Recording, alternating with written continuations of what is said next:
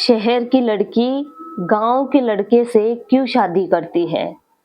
एक शहर की लड़की वकील होने के बावजूद भी एक गांव के लड़के से शादी कर लेती है। किस लिए? गांव के जो लड़का है विक्की नाम का, उसके पास 500 बीघा जमीन थी और वो लड़की खुद वकील थी। सरकारी वकील होने के बावजूद भी उसे जमीन का इतना भूत सवार था, इतनी लालची थी कि वो एक शहर की होने के बावजूद भी, एक पढ़ी-लिखी होने के बावजूद भी गाँव में आके एक गँवार की तरह उसने ज़िंदगी जीना पसंद कर लिया, परंतु वो ज़मीन की बहुत ही भूखी औरत थी। अब बने रहिए आप इस कहानी में, बहुत ही मज़ेदार कहानी है। आप इसका एंड सुनेंगे तो बार-बार सुनने का प्रयास करेंगे। देखिए, एक विक्की नाम का लड़का था जो शहर में रहता था। उसकी मुलाकात एक दिन एक श्री नाम की लड़की से होती है और बातों ही बातों में वे विक्की नाम का जो लड़का है वो कहता है कि मेरे गाँव में हमारे दादा-परदादाओं की 500 बीघा ज़मीन है, परंतु मैं यहाँ शहर में रहता हूँ क्योंकि गाँव में इतनी सुविधाएँ नहीं रहती, इसीलिए मैं यहाँ पे रह के पढ़ाई करता हूँ। ये बात श्री को श्री के कानों में पड़ जाती है। श्री एक वकील थी, फिर भी वो उस विक्की से मिलने के बाद उसको बस वो 500 ही बीघा ज़मीन उसकी दिमाग में घूमने लग गई। श्री का कहीं दिमाग नहीं लगता, उसकी फ्रेंड बोलती है कि श्री तुझे हुआ क्या है? ना तो कहीं बैठती है, ना किसी से बातें करती है। तो श्री कहती है कि ए पगली, मेरी किसी लड़के से बात हुई है जो कि है तो गाँव का, परंतु उसके पास 500 बीघा ज़मीन है और मुझे ज़मीन जायदाद ये बहुत ही पसंद है क्योंकि श्री बहुत ही लालची एक लड़की थी। अब देखिए, उसके मम्मी-पापा को शाम को जाके कहती है कि मेरी एक विकी नाम के लड़के से मुलाकात हुई और उसकी गाँव में 500 बीघा ज़मीन है और मुझे उसी को माना, वो मुझे बहुत ही पसंद है और मुझे उसी से शादी करनी है। मम्मी-पापा आप जल्दी से जाओ और मेरे रिश्ते की तारीख कन्फर्म करीने करके आओ, मेरा रिश्ता पक्का कर दो। उसके मम्मी-पापा ये बात सुनते ही कहते हैं कि ये पागल हो गई है। एक शहर की होके एक गाँव के लड़के से शादी करेगी। ऐसा सुनते ही उसके मम्मी-पापा बड़े ही सोच में पड़ जाते हैं और कहते हैं कि ये अपनी बेटी है श्री, ऐसा तो लगता नहीं है, इसकी परवरिश तो हमने ऐसी की नहीं थी, ये किस पे चली गई। ऐसा कहते हुए उसके मम्मी-पापा सोच में पड़ जाते हैं और जाते हैं उस विक्की के भाई और भाभी के पास और उसका रिश्ता पक्का करके आ जाते हैं। कुछ ही दिनों के बाद श्री की शादी विक्की से हो जाती है और विक्की उसे हरियाणा, पंजाब, दिल्ली, बम्बई, देश-विदेशों में उसे घुमाता है। किसे? उस श्री को घुमा देता है, परंतु श्री का दिमाग कहीं पे ही नहीं लगता। श्री ने उस विक्की से शादी करने के लिए वकील की नौकरी तक छोड़ दी। क्यों छोड़ी? ज़मीन के लिए। 500 बीघा ज़मीन थी उस विक्की के पास। अब देखिए, घूम के आ गए, उसका मन नहीं लगता है, उस विक्की से कहती है कि तुम मुझे गाँव कब लेके चल रहे हो? अरे पागल हो गई हो? गाँव में क्या करोगी? यहाँ शहर में रह रहे हैं, अच्छा खाने-पीने का हर प्रकार की यहाँ पे सुविधाएँ हैं, फिर गाँव में क्या करेंगे? श्री कहती है नहीं, मुझे गाँव में चलना है और सभी से मिलना है, देखना है वहाँ पे क्या-क्या है, गाँव का माहौल कैसा रहता है, मैं तो वहीं चलूँगी। विक्की उसे गाँव लेके आता है तो वो श्री उसकी जेठानी को देखती है तो जेठानी भी बड़ी ही खूबसूरत, और जेठानी को श्री पूछती है कि तुम कितनी पढ़ी-लिखी हो? तो उसकी जेठानी कहती है कि मैं एमए, बीए फाइनल माना, पूरी पढ़ाई मैंने कर रखी है।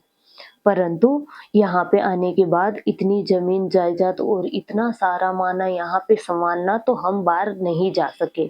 हमारे हालात ही ऐसे हो गए तो हम गाँव के माहौल में ढल गए। देखिए, ये बात सुनते ही श्री कहती है कि अब आप टेंशन मत लीजिए, मैं हूँ ना, मैं सँभाल लूँगा सारा। ऐसे करते कुछ दिनों तक रहते हैं और दोनों ही बहुत ही अच्छे से रहते हैं और फिर वो श्री छत पे चढ़ के देखती है तो उसकी आँखें फटी की फटी रह जाती है क्योंकि उसे ज़मीन जायदाद का बहुत ही एक लालच था। कुछ ही दिनों के बाद विक्की शहर जाने की बात करता है श्री से, तो श्री कहती है कि मैं शहर नहीं चलने वाली। तो विक्की कहता है क्यों नहीं चल रही हो? वो कहती है कि मैं तो प्रेग्नेंट हूँ, मैं नहीं चल सकती। अब देखिए, ऐसी बात सुनते ही उसका जो बड़ा भाई है वो कहता है कि कोई बात नहीं, तुम जाओ विक्की, और इनका ख्याल हम रखेंगे दोनों पति पत्नी। अब देखिए, वो जो उसका श्री का पति है वो शहर चला जाता है और वो श्री वहाँ पे रहने लग जाती है, उसी की चलाने लग जाती है। धीरे-धीरे करके जितनी भी लेन-देन माना जो भी करना सब कुछ वो आगे से आगे उसके जेठ को पूछती रहती है, और बाद में वहाँ पे बीच-बीच में टाँग अड़ा के सारी ही ज़िम्मेदारी उसने उसके हाथों में ले ली। कुछ ही दिनों के बाद विकी घर लौट के आता है और कहता है कि श्री, अब तो तुम्हारे बच्चा हो गया है और ये भी बड़ा ही समझदार हो गया, अब तुम मेरे साथ चलो, मुझे भी मेरे बच्चे के बिना और मेरी पत्नी के बिना चैन नहीं आता है, और तुम्हें मैं लेने के लिए आया हूँ। श्री कहती है कि तुम्हारा दिमाग खराब है, मैं शहर में चलूँगी, मैं नहीं चलूँगी, मैं तो यहीं रहूँगी और मुझे यहीं रहना है, मुझे नहीं चलना है। अब देखिए, ये बात सुनते ही उसका बड़ा भाई कहता है और बड़ी भाभी कहती है कि कोई बात नहीं विकी, ये नहीं चल रहे हैं परंतु हम चलते हैं क्योंकि हमारे बच्चे पढ़ने के लायक हो गए और ये शहर में रह के पढ़ाई करेंगे और इनका भविष्य सुधर जाएगा, और हम भी चाहते हैं कि अब हमें भी बाहर जाना चाहिए। ये बात सुनते ही विक्की कहता है कि क्यों भाई? इत्ते उसकी भाभी कहती है कि हाँ, मैं भी जाना चाहती हूँ क्योंकि अभी यहाँ पे रह-रह के मेरा भी जी घबराने लग गया। जैसे ही शहर में जाते हैं, उसका बड़ा भाई कहता है कि जब तक हम व्यवस्था नहीं कर लेते हमारी, क्यों नहीं विक्की तुम्हारे पास रुक जाए? विक्की कहता है कि हाँ भाई, मुझे कोई ये नहीं है, आप हमारे पास रुकिए। इत्ते में विकी कहता है कि भाई, मुझे ये पता नहीं चलता कि इतनी पढ़ी-लिखी वकील होने के बावजूद भी मेरी पत्नी मेरे साथ रहना पसंद नहीं करती और मुझे ऐसा उसका व्यवहार बिल्कुल अच्छा नहीं लगता। ये बात सुनते ही उसकी भाभी उसे कुछ बताना चाहती है, इतने में उसका भाई उसे चुप करवा देता है। चुप करवाते हुए उसकी भाभी को कहता है जाओ चाय बना के लेके आओ। उसकी भाभी चाय बनाने जाती है, इत्ते में उसका भाई कहता है कि विकी, तुम्हारी पत्नी का बस यही व्यवहार मुझे बहुत ही गलत लगा कि गाँव में ये नहीं चलता है कि औरतें धान बेचने के लिए जाए, कहीं जाके बीच बाज़ार में खड़ी होके नाच को तुलवाए और वहाँ से सामान लेके आए और सभी को काम पे लगाए। जब मेरे होने के बावजूद भी वो आगे-आगे जाती है, मेरा भरोसा नहीं करती है और हर जगह उसे काम करना और काम करवाना यही उसको माना एक तरीके से लालच हो गया कि ये हो सकता है बड़े भाई कोई धंधे में गड़बड़ी कर रहे हैं। तुम्हारी पत्नी का ये दिन-ब-दिन व्यवहार बहुत ही ज़्यादा गंभीर होता जा रहा है। ये बात सुनते ही विक्की बहुत ही परेशान हो जाता है। कुछ ही दिनों के बाद विक्की वापिस आने का प्रयास करता है, फ़ोन करने का प्रयास करता है, परंतु वो जो श्री है वो फ़ोन नहीं उठाती है।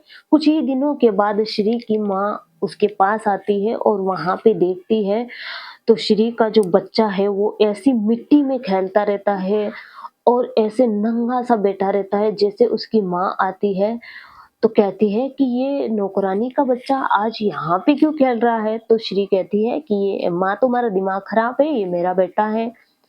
तो वो कहती है, अरे श्री, तू पागल हो गई है? अरे माँ, छोड़ो छोड़ो, तुम कैसी बातें करती हो? आओ मैं तुम्हें बताती हूँ कि देखो ये कितना बड़ा रूम है, इधर देखो ये कितनी ज़मीन है, 500 बीघा ज़मीन है, 500 बीघा ज़मीन, और 500 बीघा ज़मीन को देखना और मैं अकेली देखती सारा देन-लेन करती हूँ और इस लड़के को सँभालती हूँ, क्या कम होता है? तुम जानती हो माँ 500 बीघा ज़मीन किसे कहते हैं?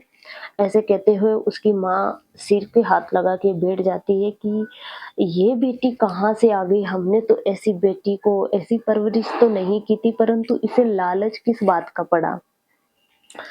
श्री के पास उसकी माँ जाती है तो श्री में ऐसी बदबू आती है बुरी सी, तो उसकी माँ कहती है कि अरे तू नहा तो लिया कर।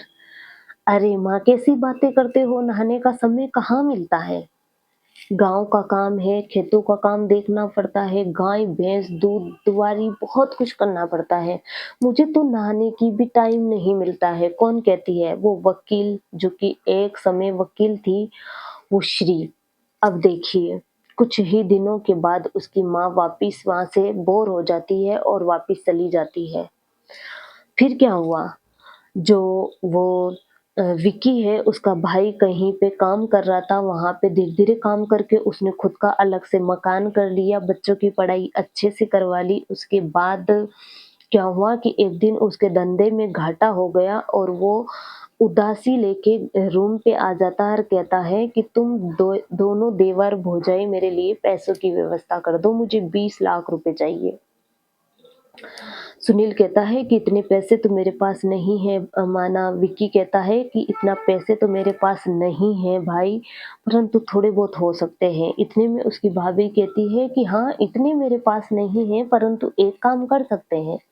जो अपने गाँव की दादा परदादा की जो ज़मीन है, उसे गिरवी रख देते हैं और आप आपका काम चला लेना। जैसे ही वो तीनों ही वापिस गाँव आते हैं और वहाँ पे जो बड़ा भाई है, उसका बेटा उसकी जो उस श्री से कहता है कि अ, माना ऐसा इंग्लिश में बोलता है ताकि वो उसका ध्यान फिर भी उस बच्चे पे नहीं जाता है।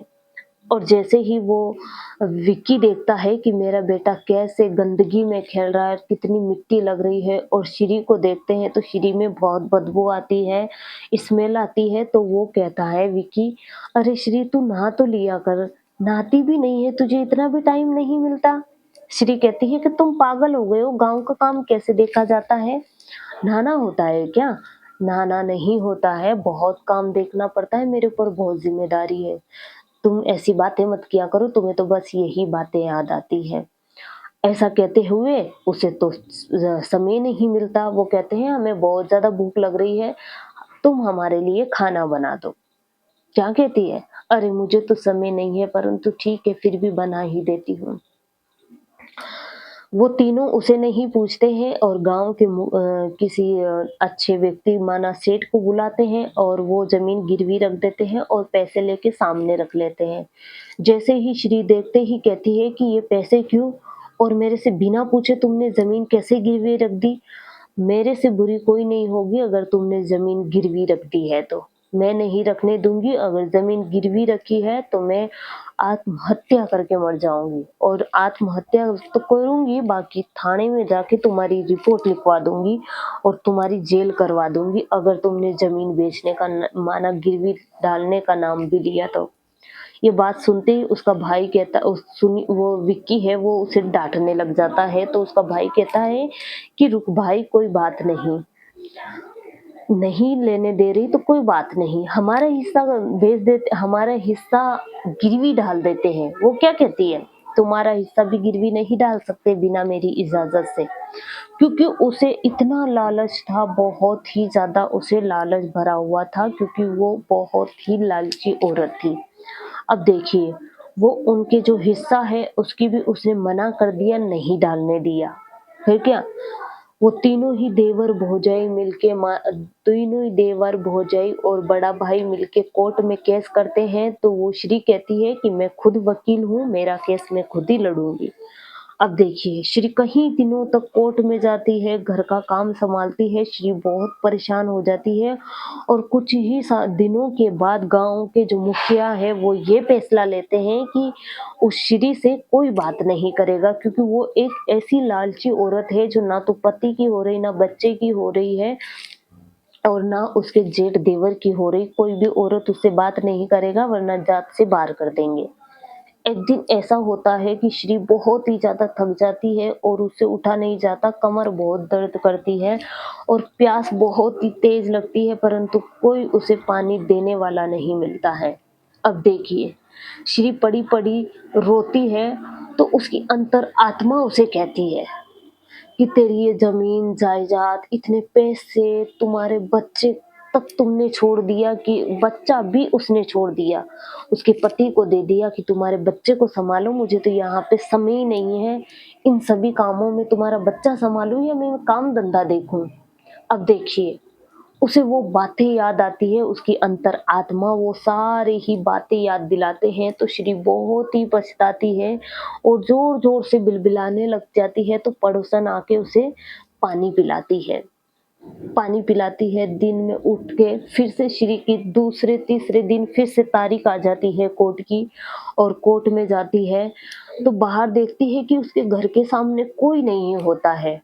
सारी औरतें उससे बात करना पसंद नहीं करती, ऐसे ही नज़रें चुरा के भागती रहती है इधर-उधर। तो श्री कहती है कि तुम कोई मेरे से बातें क्यों नहीं करते? कि गाँव के मुखिया ने मना कर रखा है कि तुझसे कोई बात नहीं करेगा क्योंकि तू बहुत लालची औरत है। श्री बहुत ही परेशान हो जाती है और वापस कोर्ट में जाती है और कोर्ट में से वापस शाम को घर लौट के आती है, तो गाँव का मुखिया पूछता है कि हो गई तुम्हें शांति? क्या मिला है तुम्हें तुम्हारे हिस्से में? ये बताओ।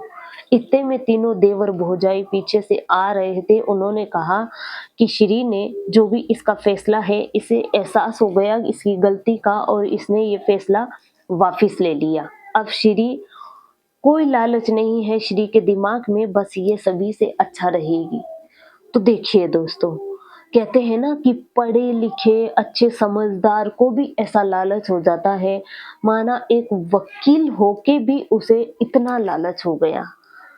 तो देख सकते हैं, अगर ये कहानी अच्छी लगी हो तो लाइक कमेंट सब्सक्राइबर जरूर करें। Thank you.